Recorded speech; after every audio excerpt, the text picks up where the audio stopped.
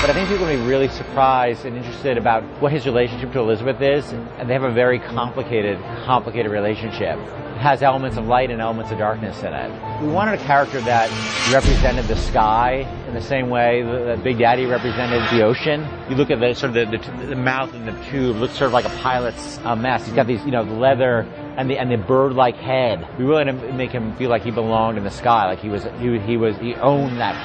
Columbia, but he's also part of Columbia.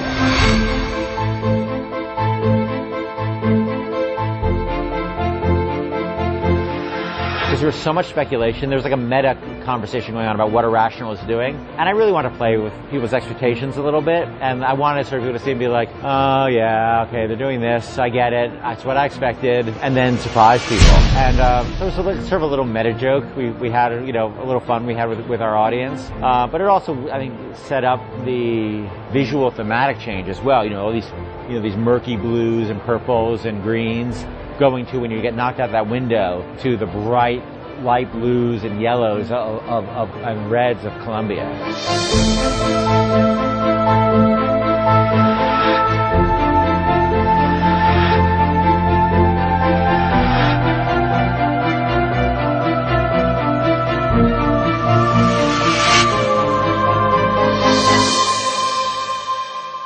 We're really focused on building a relationship that is earned.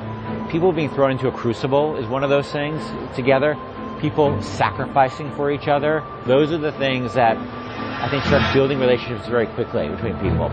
And honestly, Liz and Booker are going to go through a really shitty time together. More importantly, in the same way that in Bioshock 1, I didn't want to have Atlas betray the character as much as I wanted to betray the gamer.